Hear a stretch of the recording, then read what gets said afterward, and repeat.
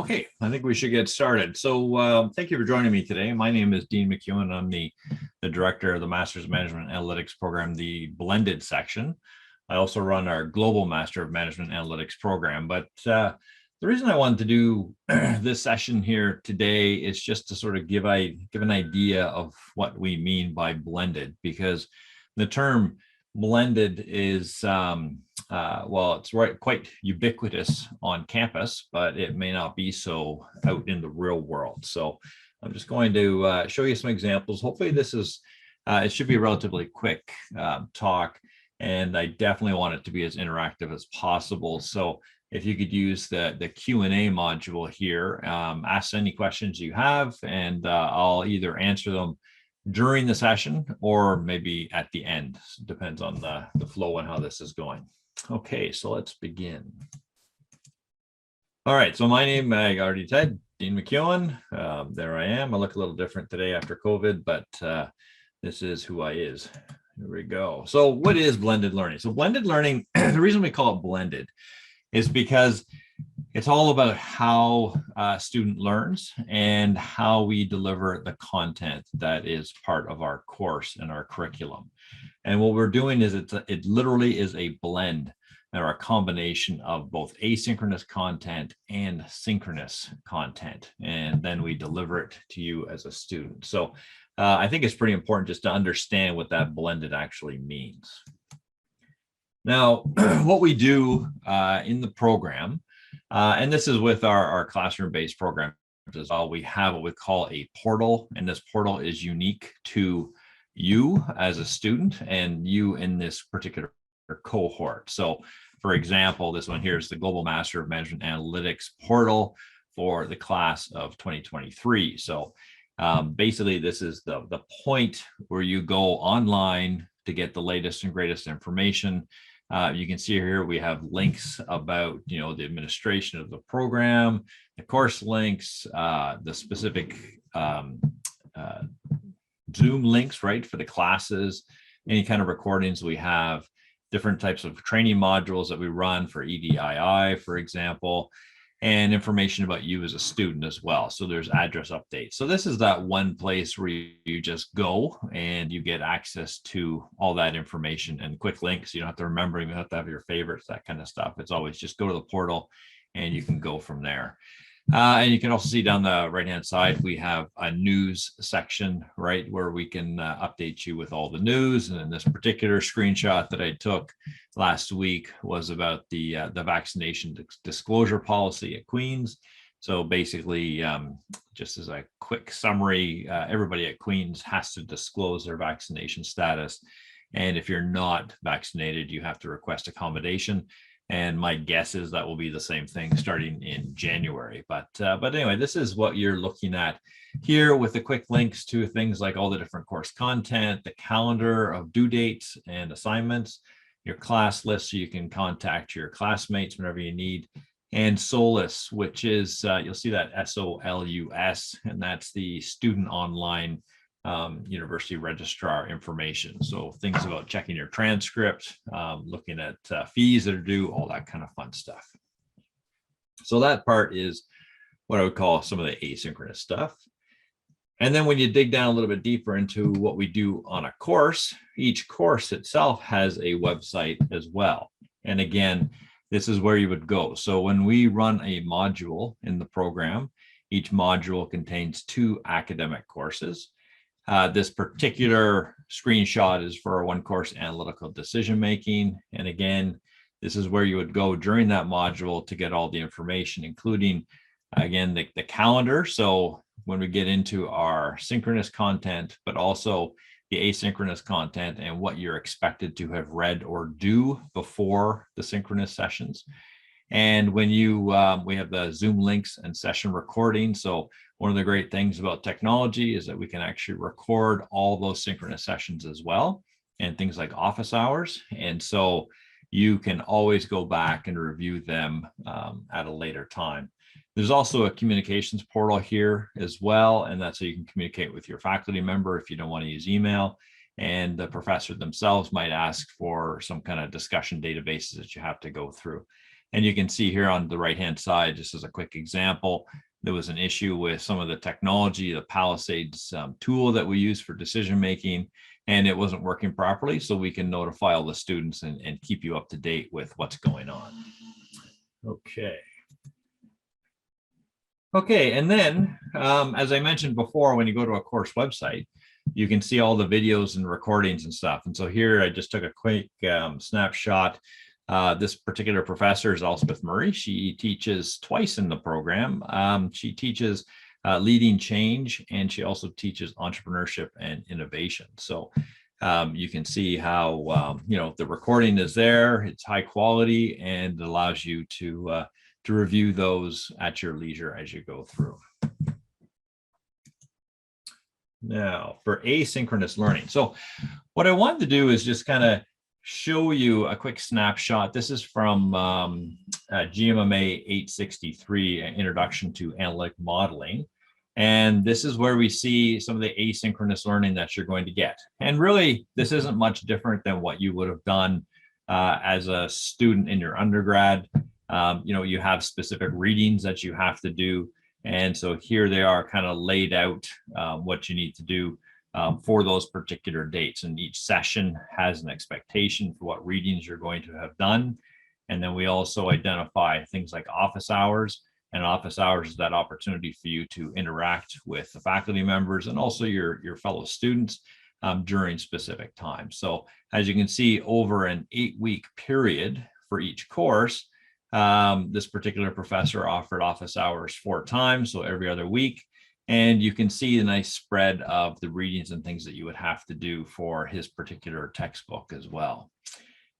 And then you're always notified, ahead of time, even before the module starts, of what your schedule is going to be for the synchronous times, and also what kind of expectations. So you can manage your time quite effectively using this information, and make sure that you're ahead of it when you've got some free time.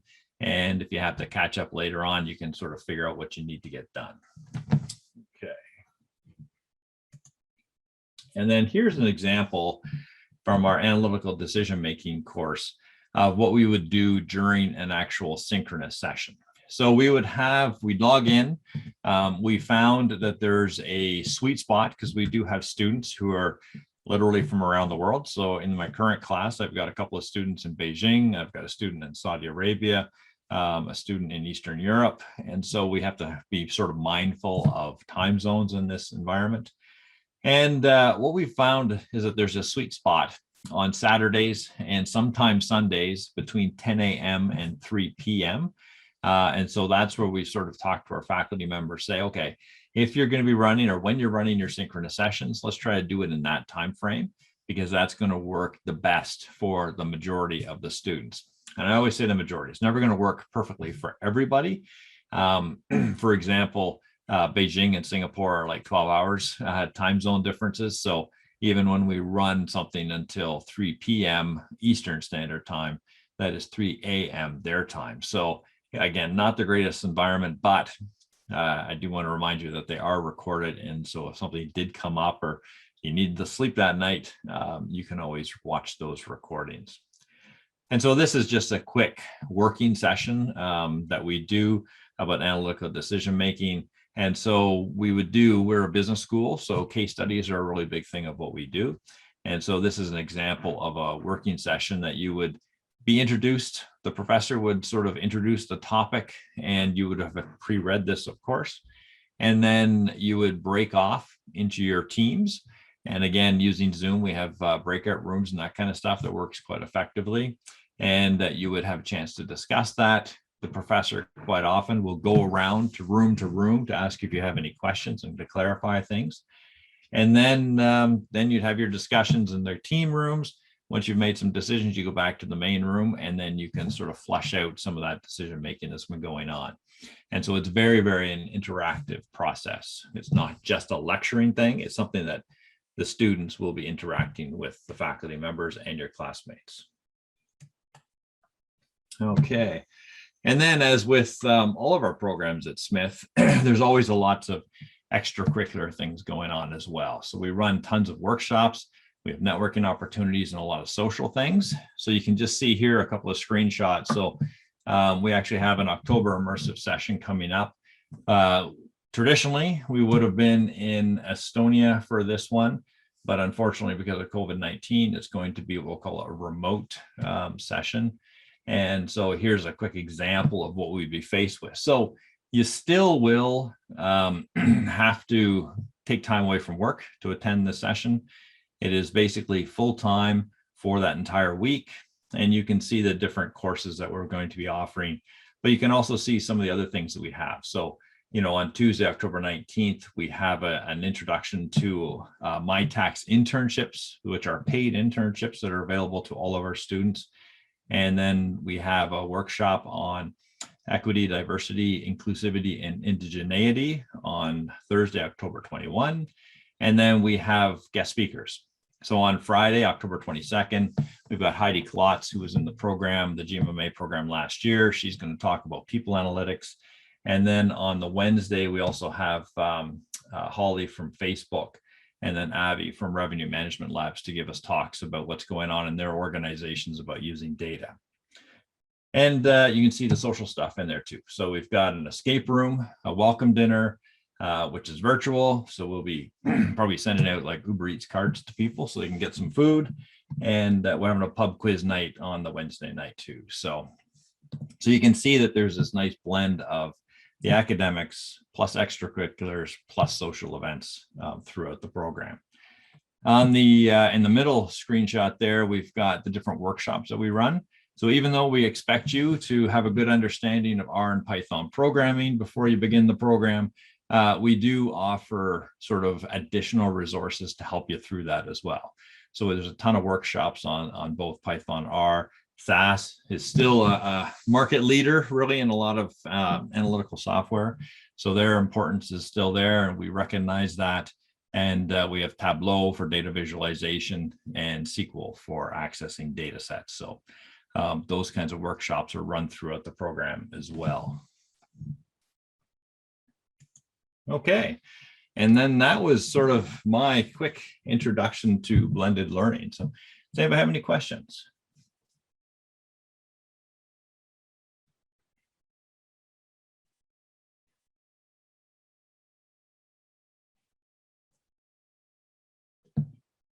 Yeah, if you could just use the Q&A box on Zoom, and then I can just answer them.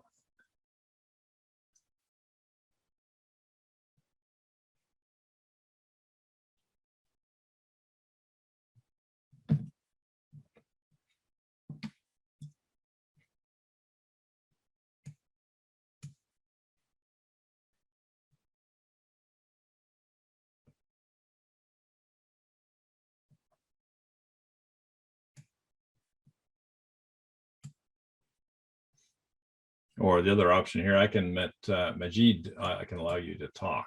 You can go ahead.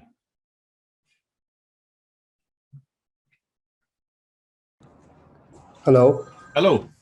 Can you hear me? Yes, I can hear you. Yeah. Thank you, Dean, for your explanation. The main question that I have, would you please let me know and explain more? What is the outcome of the graduated students from these courses? For example, what skills and ability they can get after graduating with this program, please?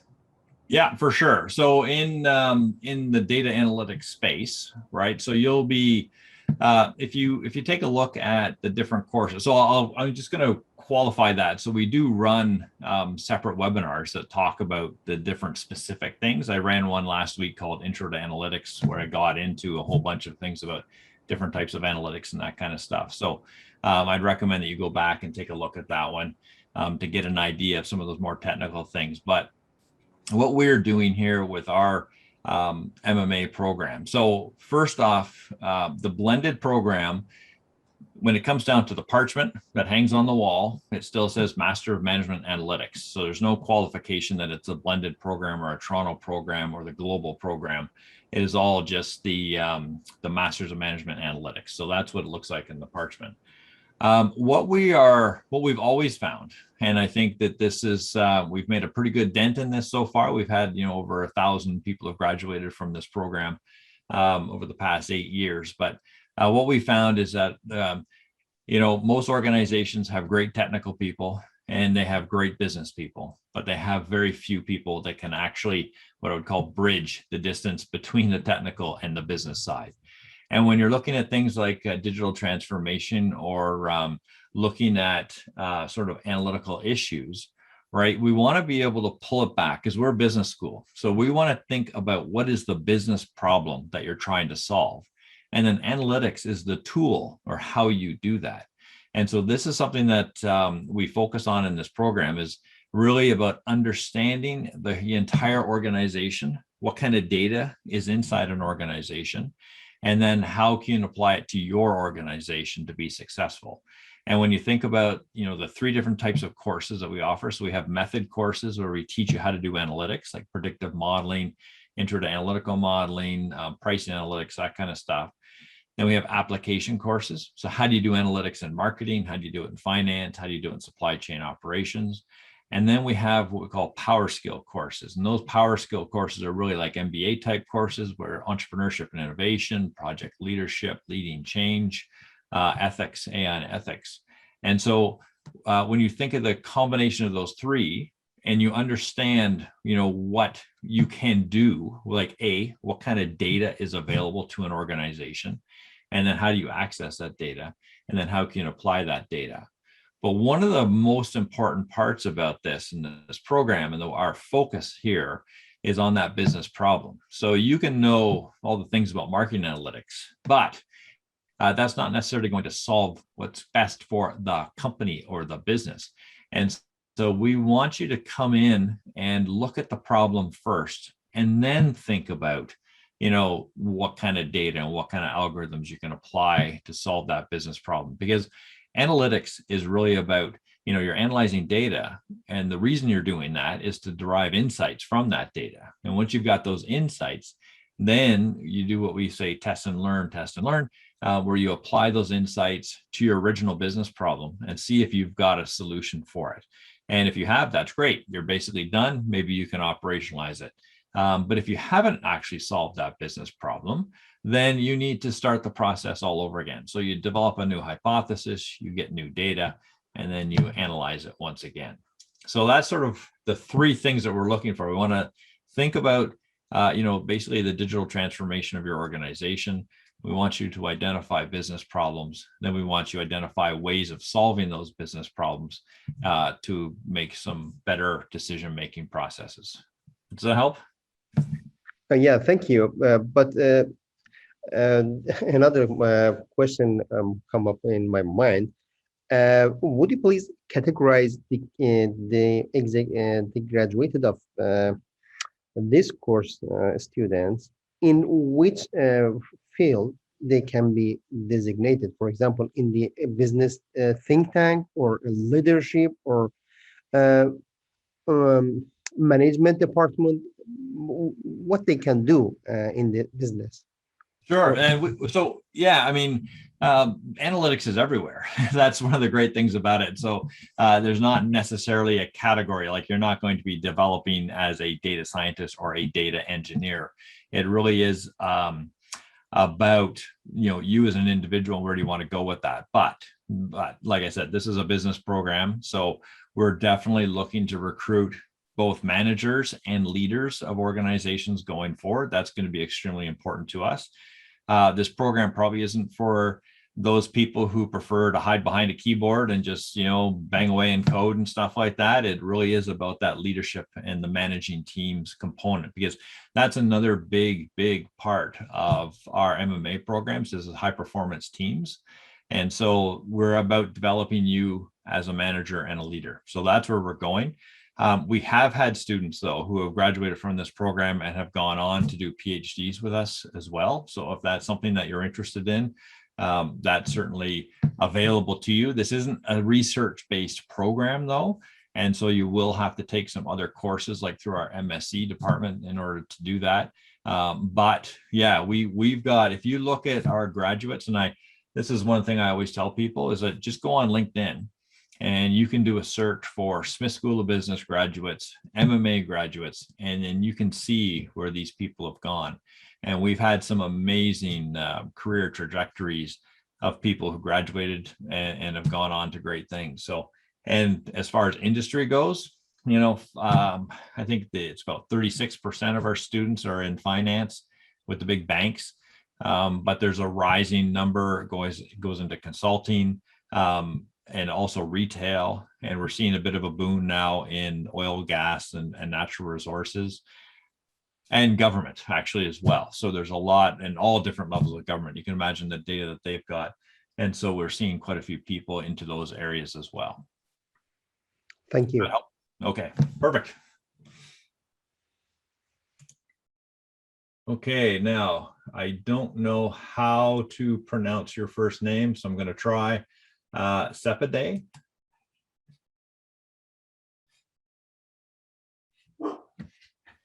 Hello. Yes, Hello. that's true if you hear me. Yep, I can hear you. Yeah. Go ahead and ask your question.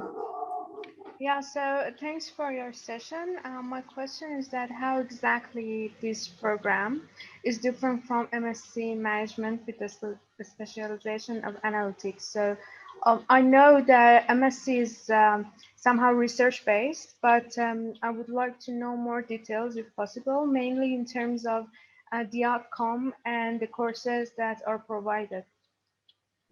For sure. So actually, I'll put this qualifier out there that I don't know a lot about the MSc in analytics, certainly at Smith or at other schools. But the primary change, the MMA blended program is designed for people working full time. So all of our course time is beyond the standard 9 to 5, Monday to Friday. The classmates are all working full time as well. We do have some international students in the program, but they're working. They have to have some work experience, whereas our MSc in analytics at Queen's is very research-based, as you mentioned. It is full-time. It is actually located in Kingston. So, that would be the big thing. You'd have to move to Kingston to be able to take your classes. And the MSc is also thesis-based, right? So you have to write a thesis at the end there. And the ultimate path, I think, for someone doing an MSc would probably want to be to do a PhD as well. So they're in parallel for sure. A lot of our professors are full tenure track professors who have students in both MSc and PhD programs. So you don't get that. You wouldn't get that kind of one-on-one mentorship in the MMA blended program that you would in MSc or PhD. And there certainly isn't the funding that you could get with the MSc program as well, primarily because it is full-time. So you wouldn't get the opportunity to do TAs and RAs and that kind of stuff. But as far as the content goes, you can really think about the courses and the content to what's applicable to you. So as an MSc student, you'd still have access to the same faculty members and the same sort of course content and that kind of stuff. It just wouldn't be in the MMA program, but it would be the same professors teaching it. Thank you. Okay.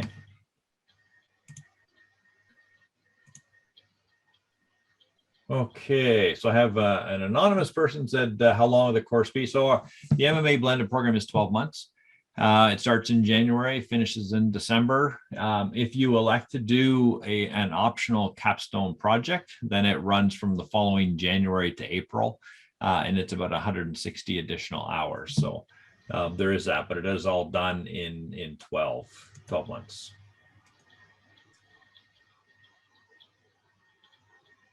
Nitesh asking, so MBA programs at Queen's. Sorry, I really don't know anything about that, but if you reach out via the form on our website, then somebody from the MBA program will get back to you.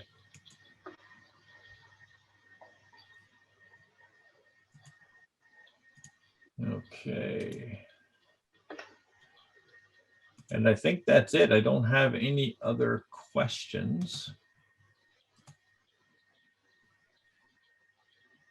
So that was good. Kept it around the 30-minute mark. I didn't want to be too long.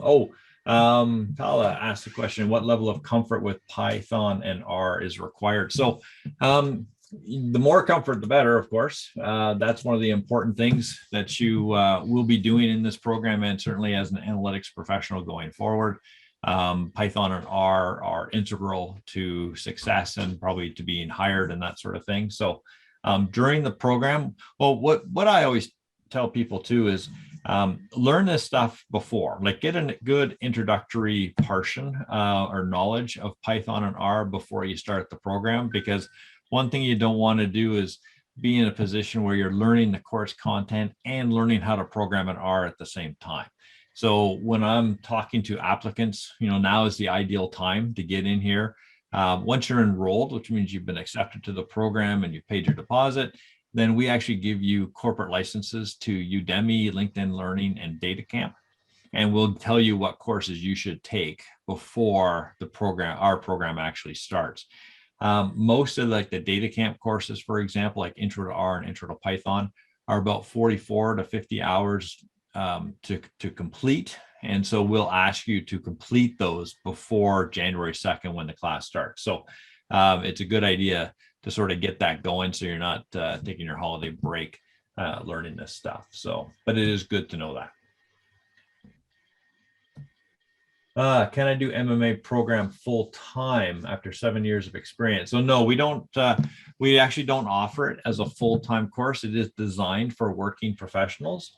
And so basically what happens, so depending on your particular situation. So if you're an international student and you're here on like a student visa, then you actually can't work while you're a student. So in that case, you would be considered, to be studying full time.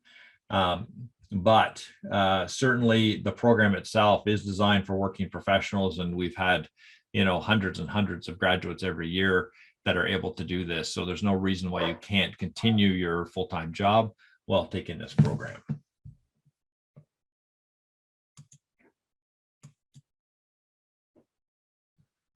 Okay, is there any prerequisite courses to apply to this program? So what we're looking for is very, specifically people who are comfortable with quants. That's the important thing.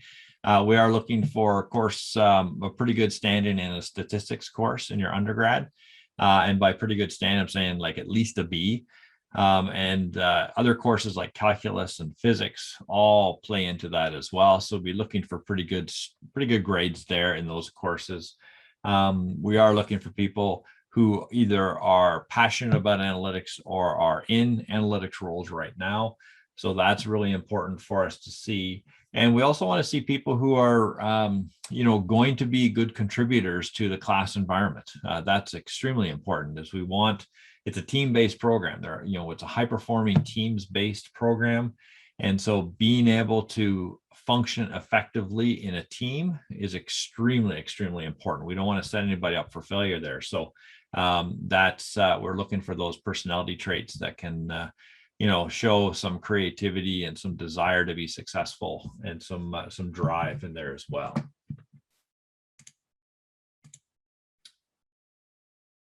Okay, so yeah, so there's one person, the anonymous person, came back and said they're an international student. So here's the other clarifier about this this program. So the MMA blended program, okay, because each of these courses are, they're offered in this blended fashion with this asynchronous content, and it's always done remotely. So even the synchronous stuff is done on Zoom.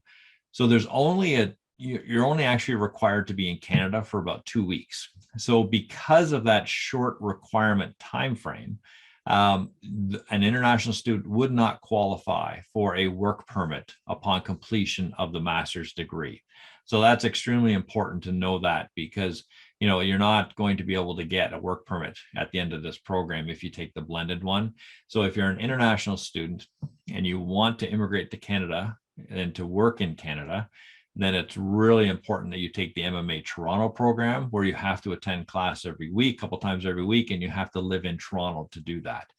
If you're an international student and you've got a great career, and I've got students like this right now who have these awesome careers around the world, and they just want to learn the content, they want to get the Canadian degree, then the blended program is perfect for them, because then they can take all the courses and they can participate fully in the program while maintaining their excellent career, whether it's in Nigeria, Saudi Arabia, or Beijing. And so you can continue that. So your return on your investment is much, much better if you can maintain your career in your home country.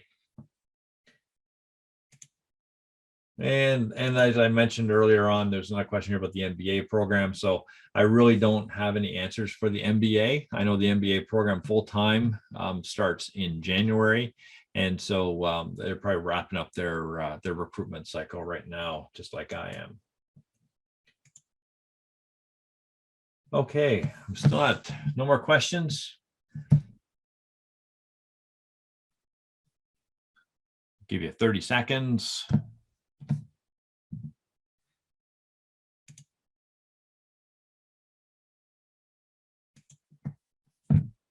Okay, perfect. I think we'll call it an end there. So basically this session will be recorded, and we'll be posting it to our YouTube site shortly, probably within the next couple of days, and you should be all set. Sorry, I just got a last minute question here. What are the chances of getting a work permit if I do the full-time MMA program? So the MMA program in Toronto is not, well, the MMA program in Toronto is designed for working professionals. So the other students in the class will be working full-time. So classes are evenings and weekends.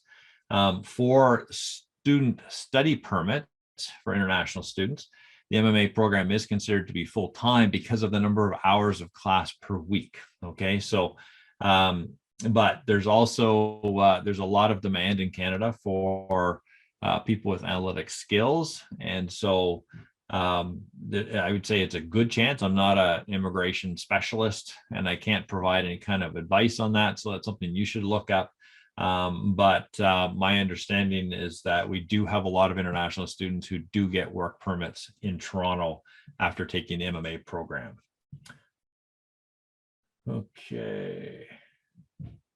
So I have one other question here about electrical engineering, whether it's a good fit. So electrical engineering, so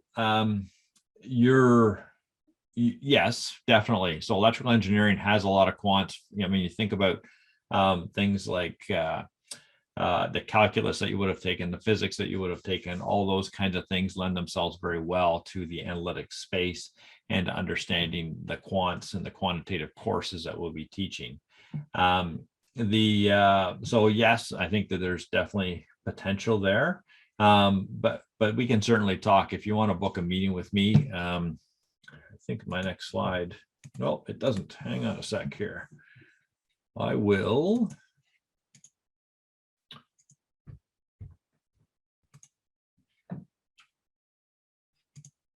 Let me just, there's my email address. I'll share this again.